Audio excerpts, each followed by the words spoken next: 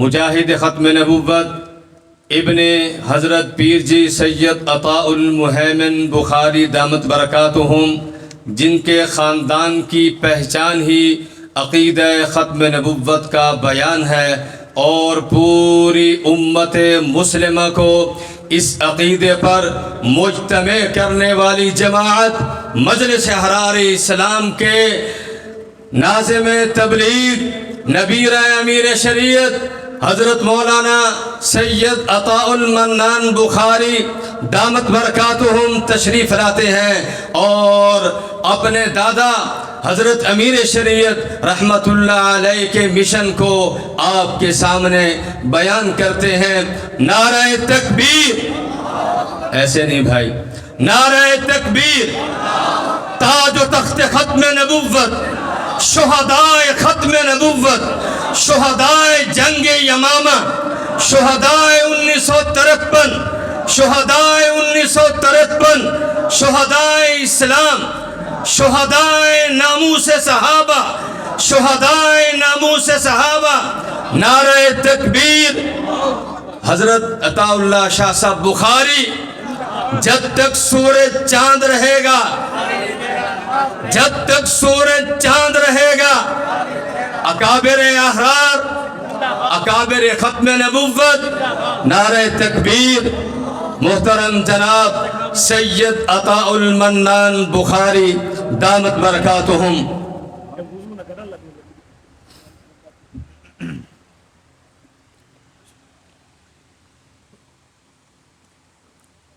السلام علیکم ورحمۃ اللہ وبرکاتہ۔ سب سے پہلے میں اس اجتماع میں موجود کرسیوں پر براجمان اپنے ننھے منھے طلباء سے گزارش کروں گا کہ وہ بڑوں بزرگوں کے لیے جگہ خالی کر دیں، خود درمیان میں تشریف لے آئیں اور بزرگوں کو کرسیوں پر بیٹھنے کا موقع دیں، ان کے احترام میں جگہ خالی کریں تاکہ بڑے حضرات آگے کرسیوں پر تشریف لے آئیں۔ جزاکم اللہ خیر۔ کچھ حضرات پیچھے تشریف فرما، سارے خالی نہ کریں بھی جتنے ہیں، حضرات کی مناسبت سے، تاکہ ہمارے بزرگ حضرات جنہیں زحمت ہو رہی ہے وہ اطمینان سے بیٹھ کر۔ جزاکم اللہ خیر۔ الحمد للہ وحدہ والصلاة والسلام علی من لا نبی ولا رسول ولا معصوم بعدہ وعلى آلہ واصحابہ الذین اوفوا عہدہ، اما بعد فاعوذ باللہ من الشیطان الرجیم، بسم اللہ الرحمن الرحیم۔ ما كان محمد أبا أحد من رجالكم ولكن رسول الله وخاتم النبيين وكان الله بكل شيء عليما، صدق الله مولانا العظيم وبلغنا رسوله النبي الصادق الوعد الأمين۔ تمام حاضرین عبادت کی نیت سے احترام اور محبت کے ساتھ نماز والا درود پاک تلاوت فرمائیں۔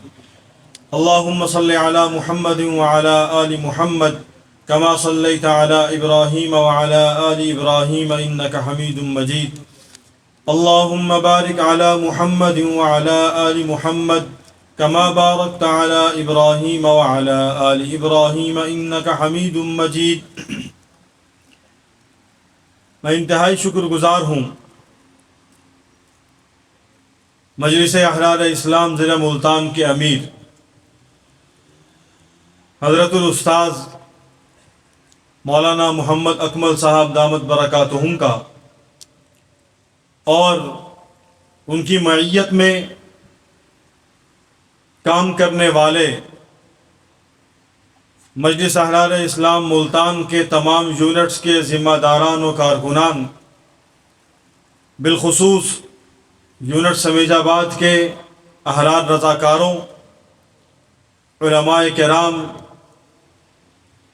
حاضرین مجلس، اہل علاقہ کا، کہ جنہوں نے اس خوبصورت اجتماع کو سجانے کے لیے دن رات محنت کی اور صحیح معنوں میں محنت کی، اور آج ہمیں الحمدللہ دیکھنے کو مل رہا ہے کہ اللہ سبحانہ و تعالی نے آپ حضرات کو مجھ سمیت یہاں پر حاضری کی سعادت نصیب فرمائی۔ اللہ جل شانہ یہاں ہمارا آنا، مل بیٹھنا قبول فرمائے اور ہماری نجات کا ذریعہ بنا۔ اسٹیج پر موجود ہمارے معزز مہمانان گرامی کا بھی میں شکر گزار ہوں جو ہم فقیروں کی دعوت پر یہاں تشریف لائے۔ اللہ جل شانہ انہیں بہت عزتوں سے نوازیں، بہت جزائے خیر عطا فرمائے۔ حضرات محترم، عقیدہ ختم نبوت کے حوالے سے تفصیلی گفتگو آپ نے برادر محترم بھائی شفیق اللہ صاحب صدیقی البدری ان کی سماعت فرمائی۔ انہوں نے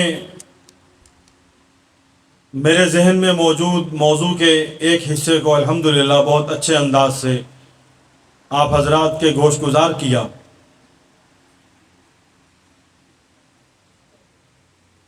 لوگ ختم نبوت کو ایک مسئلہ سمجھتے ہیں، مولویوں کی بات سمجھتے ہیں اور جتھا بندی کا ایک عنوان سمجھتے ہیں۔ میں عرض کروں یہ مسئلہ نہیں، کسی مولوی کی بات نہیں، کسی جماعت کی بات نہیں، یہ امت کی بات ہے، اور امت کی بات ہمیشہ عقیدہ ہوا کرتا ہے، مسئلہ نہیں ہوا کرتا۔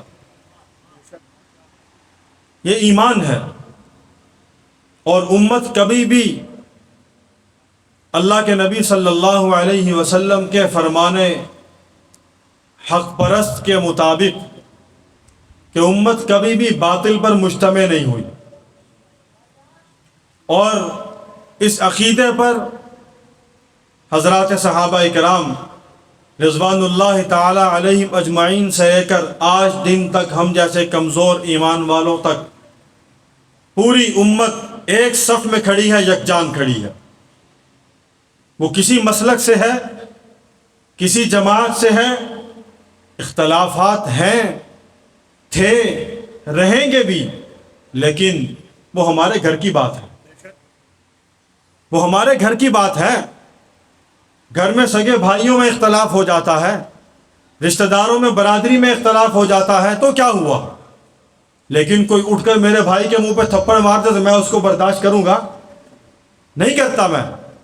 کوئی میرے باپ کو کچھ کہے، میرا اس سے 100 اختلاف ہو سکتے ہیں آرا کے، ہم معاشرے میں دیکھتے ہیں اولاد باپ سے جھگڑ گئی، کسی وجہ سے بھی ہٹ گئی، اس کی بدبختی ہے، لیکن کوئی اور آ کے بولے گا تو وہ برداشت نہیں کرے گا۔ ہم ذاتی رشتوں میں اتنے حساس ہیں، تو یہ رشتے جس کے صدقے میں ملے وہ کیا ہے؟ اس کے معاملے میں ایمان والا حساس کیوں نہیں ہوگا؟ اسے یہ کہا جائے کہ جناب آپ جذباتی ہو جاتے ہیں عقیدہ ختم نبوت کے موضوع پہ آ کے، آپ اس کے تحفظ کے عنوان پر آپے سے باہر ہو جاتے ہیں۔ کیوں نہ ہو؟ اس لیے کہ میری نجات دنیاوی اور اخروی کامیابی کا مرکز و محور حضور علیہ الصلوۃ والسلام کی ذات گرامی، اس سے باہر کچھ نہیں ہے۔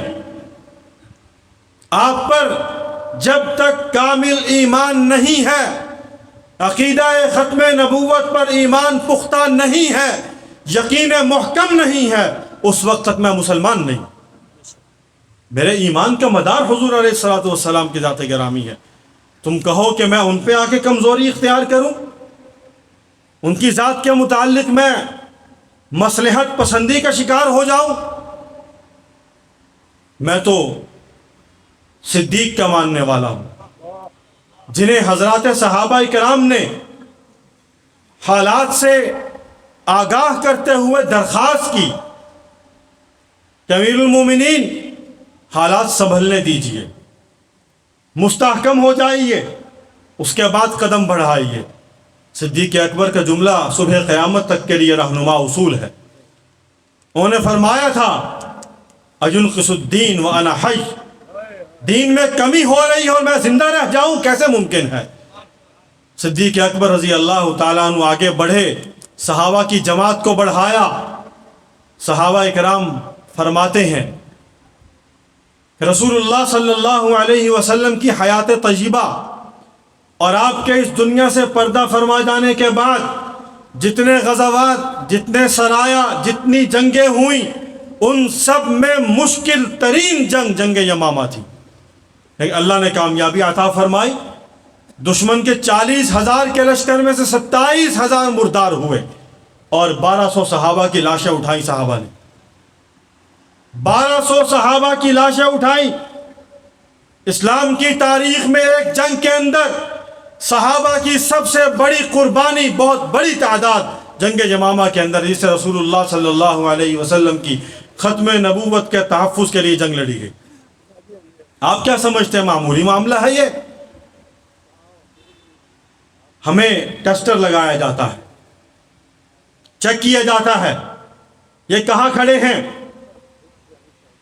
کتنا ان کے اندر پانی باقی ہے، کتنی غیرت ایمانی موجود ہے، کتنی رمق باقی ہے، ابھی ان میں کتنا سانس چل رہا ہے۔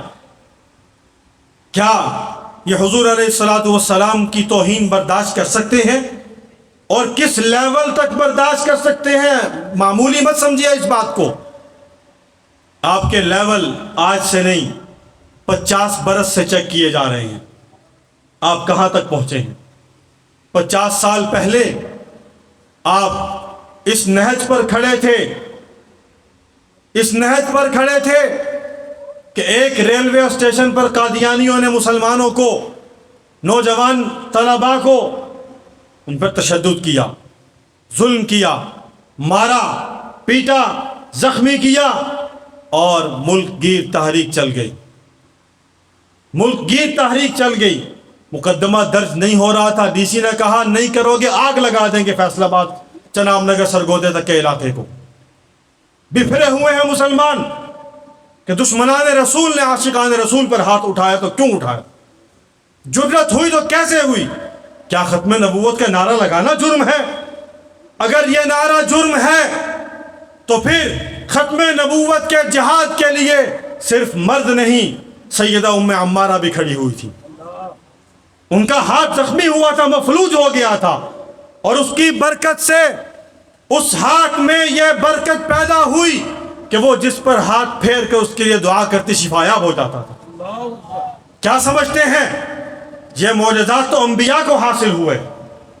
وَأُبْرِئُ الْأَكْمَحَ وَالْأَبْرَصَ وَأُحْيِي الْمَوْتَى بِإِذْنِ اللَّهِ، حضرت عیسیٰ کا معجزہ ہے۔ اور اس دنیا کے اندر صحابہ اکرام کی جماعت میں ام عمارہ کو اللہ یہ سعادت عطا فرما رہے ہیں، کس کے بدلے میں؟ ختم نبوت کے دفاع میں کھڑے ہونے کے بدلے میں۔ ام عمارہ کا ہاتھ اس جنگ کے اندر اس محاذ پر اپنے بیٹے کو پیش کرتے ہوئے مفلوج ہوا، اللہ نے اتنی بڑی سعادت عطا فرمائی، وہ جس پر ہاتھ پھیرتی تھی شفایاب ہو جاتا۔ صحابہ نے جانیں لٹا دی، ہم تو صرف نعرے لگانے والے ہیں، آپ سے یہ بھی چھینا جا رہا ہے کہ آپ نعرے بھی سوچ سوچ کر لگائیں گے کہ کون سا لگانا ہے اور کون سا نہیں لگانا، کس کو لگانے میں مجھے پکڑ لیا جائے گا، مجھ پر مقدمہ درج ہوگا، اور کس کو لگانے سے میں درمیانی راستے سے نکل جاؤں گا۔ یہاں تک لا کر آپ کو کھڑا کر دیا گیا، یہاں تک لا کر کھڑا کر دیا گیا آپ کو، اور یہ حقیقت ہے، یہ حقیقت ہے۔ اس سے پہلے ہم یہاں نہیں کھڑے تھے، اس سے پہلے ہم یہاں نہیں تھے۔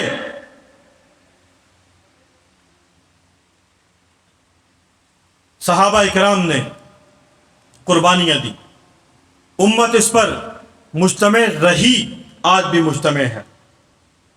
حضور علیہ الصلوۃ والسلام کی حدیث مبارکہ 30 جھوٹے دجال پیدا ہونے ہیں، آپ نے تذکرہ سن لیا، کچھ کے احوال ذکر کر دیے گئے۔ میں ان کو چھوڑتا ہوا بر صغیر پاک و ہند جس ماحول میں ہم رہ رہے ہیں، یہاں کے احوال سے آپ کو آگاہ کرتا ہوں۔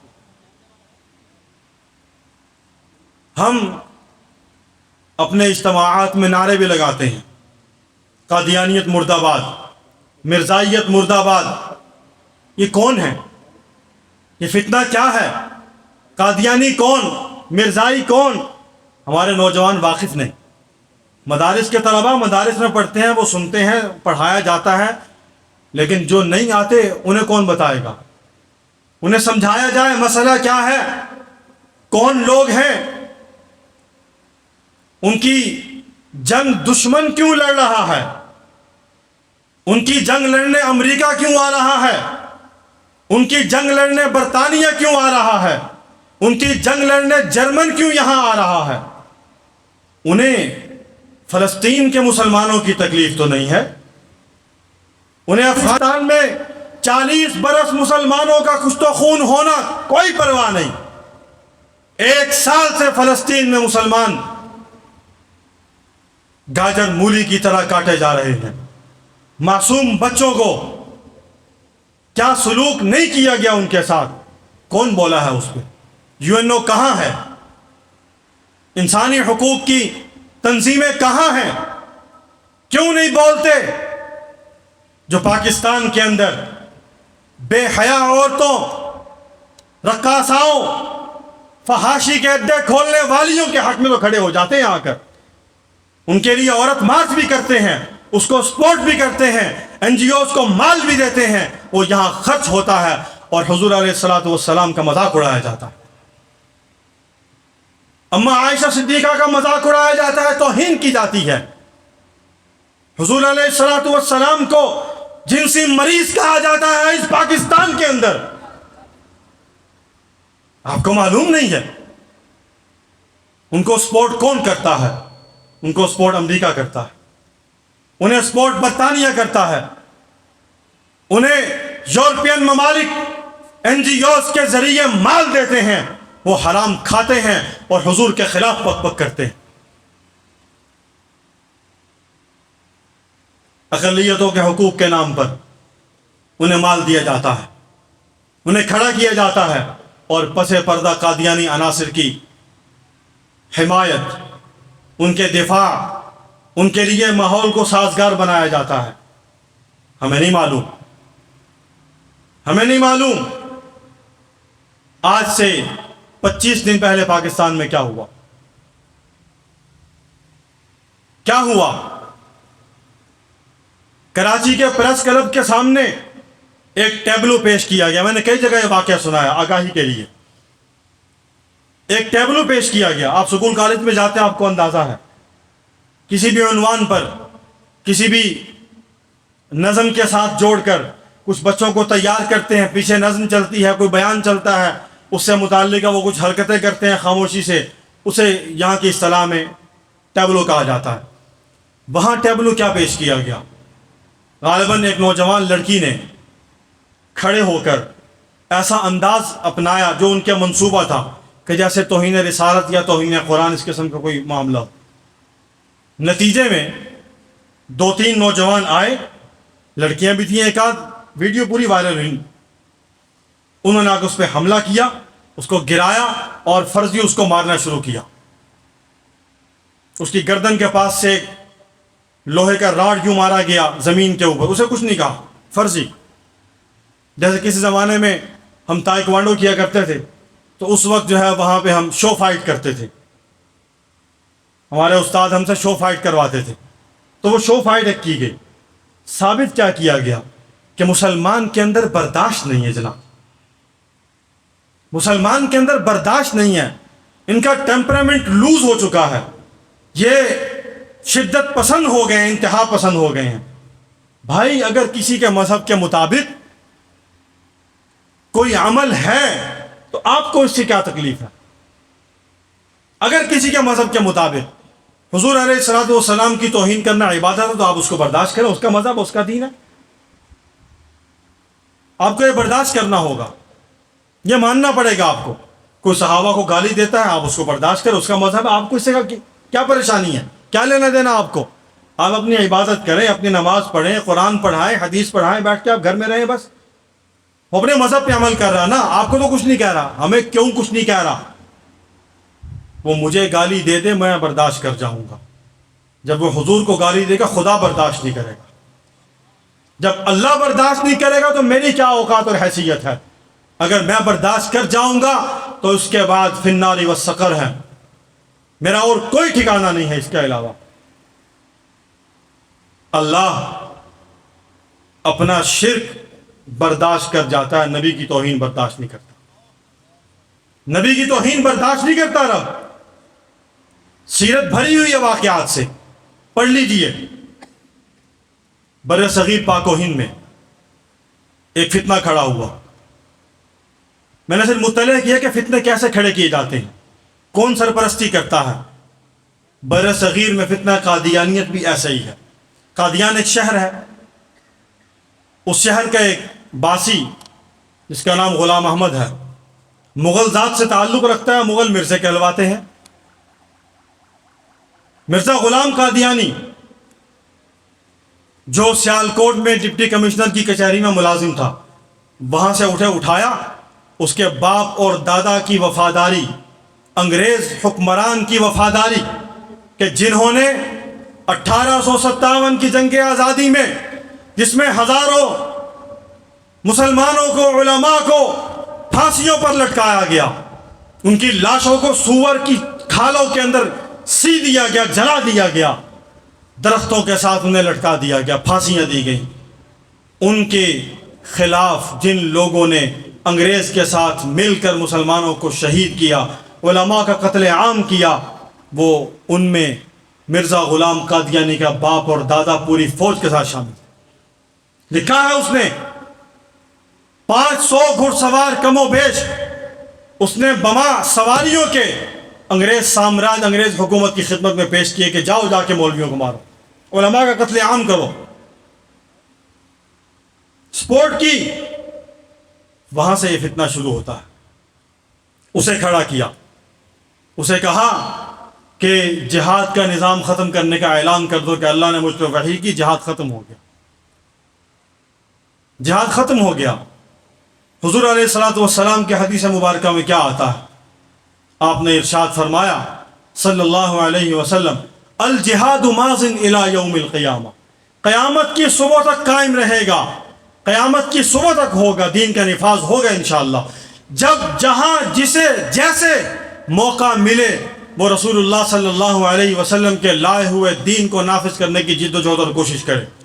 حکومت الہیہ کا قیام ہماری منزل ہے، مسلمانوں کی منزل ہے، اسی کو ختم کرنے کی سازش کے لیے مرزا غلام احمد قادیانی کو پیدا کیا گیا۔ اہلا وسہلا مرحبا، نعرہ تکبیر، نعرہ تکبیر، تاج و تخت ختم نبوت، تاج و تخت ختم نبوت، حکومت الہیہ، حکومت الہیہ، شہدائے ختم نبوت، شہدائے جنگ یمامہ، شہدائے 1953، مجلس احرار اسلام۔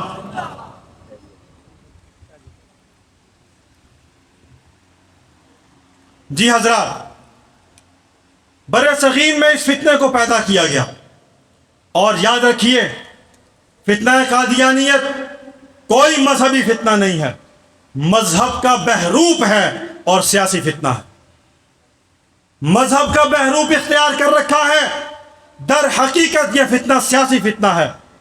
انگریز استعمار، برطانوی استعمار، امریکی استعمار اور یورپین استعمار کی مکمل پشت پناہی کے اندر روز اول سے آج تک کھڑا، مسلمانوں میں انتشار پیدا کیا گیا، افتراق پیدا کیا گیا، ایک دراڑ پیدا کی گئی اور اسلام کے نام پر ان کو کھڑا کیا گیا۔ اللہ سبحانہ و تعالی نے اپنے دین کو قائم رکھنا ہے، دین باقی رہے گا۔ قرآن میں آ گیا اِنَّا نَحْنُ نَزَّلْنَا الذِّكْرَ وَإِنَّا لَهُ لَحَافِظُونَ۔ یہ تازہ مقدمہ بھی چل رہا ہے، ابھی تک اس کا فیصلہ نہیں آیا۔ اس کا جب پہلا فیصلہ لکھا گیا فروری میں، 6 فروری کو سنایا گیا، اس میں ہمارے معزز جسٹس صاحب نے فرمایا وہی بات جو میں نے شروع میں عرض کی، آپ کو اس سے کیا پریشانی ہے؟ آپ جناب اپنا کام کیجئے، جو کرتا ہے اسے کرنے دیں، آپ ماحول خراب نہ کریں، آپ سیکولر بن کے جیئیں، اب مذہب کیا ہوتا ہے؟ مذہب کا تعلق انسان کی ذات کے ساتھ ہے، جو مرضی مذہب اختیار کرے۔ نبی کس لیے آیا پھر؟ اگر مذہب کا تعلق ذات کے ساتھ ہے تو پھر کفار موجود تھے، یہود موجود تھے، نصارہ موجود تھے، تو محمد الرسول اللہ کو اللہ نے کس مقصد کے لیے مبعوث فرمایا؟ محمد اس لیے آئے کہ تاکہ یہ دین دنیا کے اندر قائم ہو۔ لِيُظْهِرَهُ عَلَى الدِّينِ كُلِّ کا مظہر اتم ہے رسول اللہ صلی اللہ علیہ وسلم۔ یہ کہا جائے کہ آپ مذہب میں جیسے مرضی کریں، جناب قرآن میں آ گیا، قرآن کی حفاظت کا ذمہ اللہ نے لیا، تانوں کی کیا بات ہے؟ اسی بنیاد پہ فیصلہ دیا کہ اگر انہوں نے تحریر شدہ قرآن مرزائیوں نے شائع کر بھی دیا، اسے چناب نگر میں تقسیم کر بھی دیا، آپ کو کیا پریشانی ہے؟ قرآن کی حفاظت کا ذمہ اللہ نے لے رکھا ہے، لہٰذا اللہ خود حفاظت کریں گے، تو ذات کرنے سے بیٹھ جاؤ۔ یہی مطلب ہے نا، اور کیا مطلب ہے اس کا؟ یہ کہا گیا بر صغیر کے اندر علماء نے انفرادی طور پر اس دور کے تقاضوں کے مطابق اشتہارات کے ذریعے، مناظروں کے ذریعے، جلسہ عام کے ذریعے اجتماعات منعقد کیے، قادیانیت کا تعاقب کیا، اور اجتماعی شکل میں منظم ہو کر سب سے پہلے جد و جہد کا آغاز حضرت امیر شریعت رحمۃ اللہ علیہ سید عطاء اللہ شاہ بخاری نور اللہ مرکزہ، انہوں نے اپنے جانثار رفقا، اپنے فداکار رفقا، اپنے مخلص رفقا، ان کے ساتھ مجلس احرار اسلام کی بنیاد رکھی، جماعت کو قائم کیا اور منظم جد و جہد کا آغاز کیا۔ ان کی پشت پر محدث العصر علامہ محمد انور شاہ کاشمیری نور اللہ مرکزہ کا ہاتھ تھا، ان کی توجہات تھی۔ انہوں نے اس محاذ پر حضرت شاہ جی رحمۃ اللہ علیہ کو امیر شریعت مقرر کیا، اور ان کے ہاتھ پر خود نہیں 500 علماء کی بیعت کروائی۔ حضرت بنوری نور اللہ مرکزہ نے اپنے مضمون میں تحریر کیا کہ ان بیعت کرنے والوں میں چوتھے نمبر یا 5 نمبر میں تھا۔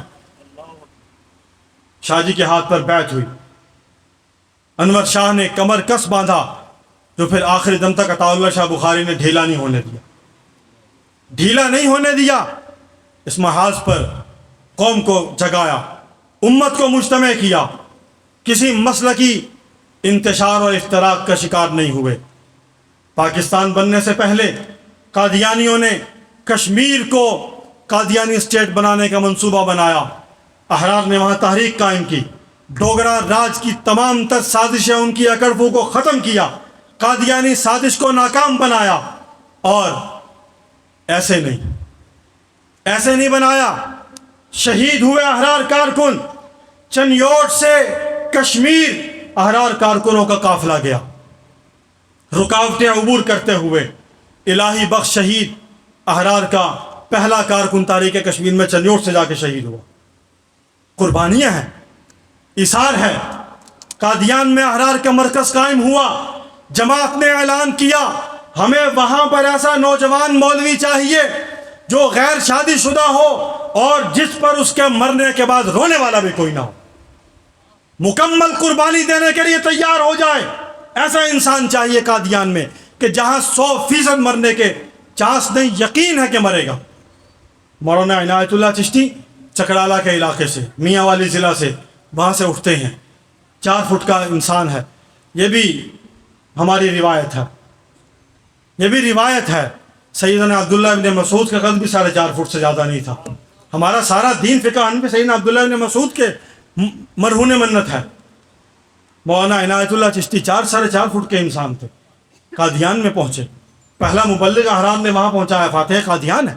مولانا لال حسین اختر قادیانی تھے، مسلمان ہوئے، کئی زمانوں پر عبور رکھتے تھے، فاتح قادیان ہے، وہاں جماعت نے ان کو مبلغ مقرر کیا، مرکز قائم کیا جماعت نے۔ پاکستان بنتے ہوئے کشمیر کو انڈیا کا حصہ بنانے میں قادیانی سازش موجود ہے۔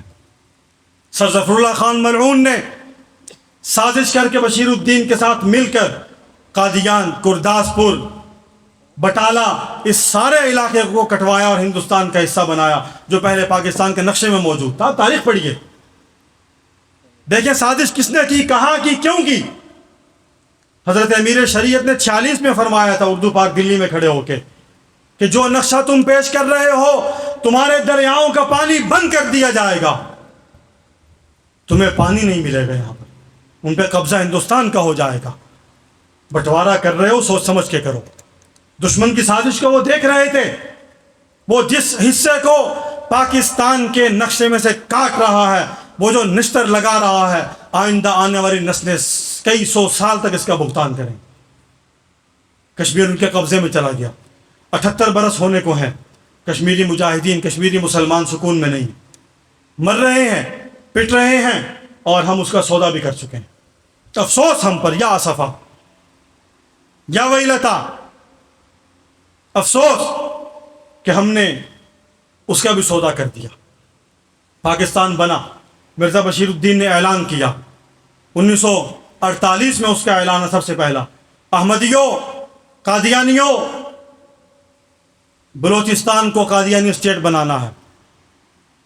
1952 میں اس کا اعلان ہے کہ 52 گزرنے نہ پائے کہ بلوچستان میں قادیانیوں کا نظام نافذ ہو جائے، قادیانیت مستحکم ہو جائے، مضبوط ہو جائے، قادیانی اسٹیٹ بنا دیا جائے اس کو۔ 52 گزرا، حضرت امیر شریعت نے چنیوٹ میں خطاب فرمایا اور کہا، بیٹا بشیر الدین، تیرا 52 گزر گیا، 53 ہمارا ہے۔ احرار کے پلیٹ فارم پر کل جماعتی مجلس عمل بنائی گئی اور حضرت مولانا سید ابو الحسنات محمد احمد قادری رحمۃ اللہ علیہ کو 1953 کی تحریک مقدس تحفظ ختم نبوت کا سپہ سالار مقرر کر کے کھڑا کیا گیا۔ پورے پاکستان کو شاہ جی نے گرمایا، تپایا، ان کے ایمانوں کو جلا بخشی۔ نتیجہ کیا ہوا؟ واقعات کا وقت نہیں ہے، نتیجہ یہ ہوا کہ ماؤں نے اپنے بچوں کو لا کر پیش کر دیا، بوڑھے بزرگوں نے اپنی اولادوں کو کندھوں پر اٹھایا، ریڈ لائن کراس کی، کرفیو لگا ہوا تھا، اور ختم نبوت زندہ باد کا نعرہ لگاتے ہوئے خود بھی جام شہادت نوش کیا، بچوں کو بھی نوش کروایا۔ ختم نبوت کا عقیدہ اسے معمولی سمجھا جائے؟ ہمارے ہزاروں مسلمانان کی شہدائے ختم نبوت کی قربانیوں، انہی کے خون کی یاد میں آج یہ سرخ لباس ہمارے زیب تن ہے، یہ جماعت کی وردی ہے، یہ ان ورثاء کا خون، اس کی نشانی ہم ساتھ لیے پھرتے ہیں، ہم ان کے وارث ہیں۔ ہم کیسے بلا دیں انہیں؟ کیسے چھوڑ دیں ان کے مشن کو؟ مجھے خاک میں ملا کر میری خاک بھی اڑا دے۔ قائد احرار سید کفیل شاہ صاحب کی ایک تقریر میں انہوں نے فرمایا، اس اڑتی ہوئی خاک میں سے بھی ختم نبوت زندہ باد کے نعرے نکلیں گے۔ نعرہ تکبیر، تاج و تخت ختم نبوت۔ مجلس احرار اسلام نے بر صغیر پاک و ہند کے اندر اس تحریک کو شروع کیا، اس کو جوان کیا، اسے عروج تک پہنچایا، اور آج اس کے برگوبار آپ دیکھ رہے ہیں، اس کا ثمر آپ کے سامنے ہے۔ اسی محنت کا نتیجہ تھا 1974 میں پھر تحریک شروع ہوئی، جس کا میں نے حوالہ دیا۔ قادیانیوں نے مسلمانوں پر ظلم کیا، نتیجے میں تحریک شروع ہوئی، کل جماعتی مجلس عمل پھر بنی۔ حضرت مولانا سید محمد یوسف بنوری رحمۃ اللہ علیہ، حضرت مولانا خواجہ خان محمد صاحب نور اللہ مرقدہ، امام اہل سنت جانشین امیر شریعت حضرت مولانا سید ابو معاویہ ابو ذر بخاری رحمۃ اللہ علیہ، حضرت مولانا سید عطاء المحسن بخاری رحمۃ اللہ علیہ، حضرت مولانا محمد شریف جالندری رحمۃ اللہ علیہ، اور اس وقت کے دیگر علماء، مولانا مفتی محمود صاحب رحمۃ اللہ علیہ، مولانا شاہ احمد نورانی صدیقی رحمۃ اللہ علیہ، مولانا غلام گوز ہزاروی رحمۃ اللہ علیہ، آغا شورش کاشمیری جرنیل احرار رحمۃ اللہ علیہ، سابق صدر مجلس احرار مولانا غلام گوز ہزاروی رحمۃ اللہ علیہ۔ کون کون کس کس کا نام لیا جائے، ہر ہیرا اپنی جگہ پہ کھڑا ہے، سب نے کردار ادا کیا، مشترکہ جد و جہود ہوئی، نتیجے میں تحریک کامیاب ہوئی۔ 7 ستمبر کو یہ فیصلہ آیا، قادیانیوں کو غیر مسلم اقلیت قرار دیا گیا، اور اس فیصلے کے 1 سال بعد، 1 سال بھی پورا نہیں ہوا، ستمبر 1974 میں یہ فیصلہ ہوتا ہے، اور جون 1974 میں مجلس احرار اسلام ربوہ جیسے شہر میں جو قادیانی اسٹیٹ ہے وہاں داخل ہوتے ہیں۔ جون 1975 میں وہاں ختم نبوت کانفرنس ہوتی ہے، اور جگہ خریدی جاتی ہے مسجد کے لیے، مرکز کے لیے، اور 1976 کے 27 فروری کے جمعہ کے دن ابنائے امیر شریعت جنرل سرحد شیر سرحد حضرت مولانا غلام غوث ہزاروی اپنے ہزاروں رفقا اور جانثاران ختم نبوت کے ہمراہ چناب نگر جیسی قادیانی اسٹیٹ میں جو اس وقت تک آزاد شہر نہیں تھا اس میں داخل ہوتے ہیں اور نماز جمعہ ادا کرنے کی پاداش میں انہیں گرفتار کر لیا جاتا ہے۔ جانشین امیر شریعت بھی گرفتار ہوئے، حضرت مولانا عطاء المحسن شاہ صاحب بھی گرفتار ہوئے۔ اس مرکز کی تعمیر میں حضرت پیر جی سید عطاء المحمن بخاری، مولانا سید عطاء المحسن بخاری نے خود مستری مزدوروں کے ساتھ مزدور بن کے کام کیا۔ اس مسجد کے اندر کہ جس جگہ پہ جانشین امیر شریعت کو زیارت ہوئی خواب میں حضور علیہ السلام کی، انہوں نے اس پہ نعت کہی جس کا شعر ہے، ان کی چشم عنایت ہوئی ملتفت، مجھ سے عاصی کو ان کا پیام آ گیا، صحن مسجد بنا جلوہ گاہ نبی، دست بوسی کا اعزاز بخشا گیا۔ ہم کہتے ہو کہ قربانیاں نہیں ہیں، جد و جہد نہیں ہے، کام نہیں ہے۔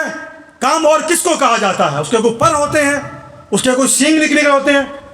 محنت ہے، بنیادوں میں رہ کے کام کیا، بنیاد کا پتھر بنے، اتنی مضبوط اور سیسا پلائی دیوار نے عمارت کھڑی کر دی، آئندہ کئی سو برس تک اس کو گرایا نہیں جا سکتا۔